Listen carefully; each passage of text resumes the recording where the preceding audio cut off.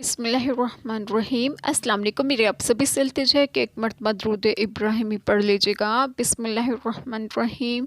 اللہم صلی علی محمد وعلی آل محمد کما صلیت علی ابراہیم وعلی آل ابراہیم انک حمید مجید۔ اللہم بارک علی محمد وعلی آل محمد کما بارکت علی ابراہیم وعلی آل ابراہیم انک حمید مجید۔ بسم اللہ الرحمن الرحیم۔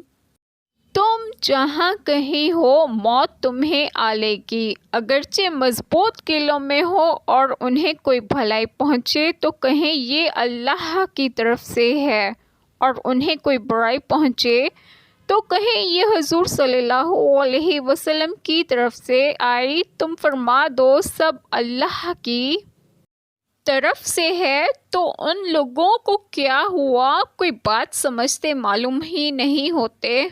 بسم اللہ الرحمن الرحیم۔ آج جو بات میں آپ لوگوں سے ڈسکس کروں گی وہ یہ ہے کہ اس آیت کریمہ میں ہے کہ تم جہاں کہیں ہو موت تمہیں آ لے گی اور اس سے رہائی پانے کی کوئی صورت نہیں، اور جب موت ناگزیر ہے تو بستر پر مر جانے سے راہ خدا میں جان دینا بہتر ہے کہ یہ سعادت آخرت کا سبب ہے، اگرچہ مضبوط قلعوں میں ہو اور انہیں کوئی بھلائی پہنچے، ارزانی و کثرت پیداوار وغیرہ کی، تو کہیں کہ یہ اللہ تعالیٰ کی طرف سے ہے، اور انہیں کوئی برائی پہنچے، گرانی، قحط سالی وغیرہ، تو کہیں کہ یہ آپ صلی اللہ علیہ وسلم کی طرف سے آئی۔ یہ حال منافقین کا ہے کہ جب انہیں کوئی سختی پیش آتی تو اس کو آپ صلی اللہ علیہ وسلم کی طرف نسبت کرتے اور کہتے جب سے یہ آئے ہیں ایسی ہی سختیاں پیش آیا کرتی ہیں۔ تم فرما دو سب اللہ تعالیٰ کی طرف سے ہے، گرانی ہو یا ارزانی، قحط ہو یا فراخ خالی، رنج ہو یا راحت، آرام ہو یا تکلیف،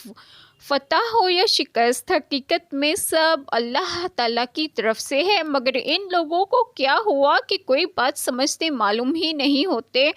اللہ تعالیٰ ہم سب کے تمام گناہوں کو معاف فرمائے اور ہمیں صراط مستقیم کی راہ پر گامزن کریں، اور آپ سب کو آپ کے گھروں میں خوش و خرم رکھیں اور صحت و تندرستگی بھی دیں۔ آمین۔ جزاک اللہ خیر۔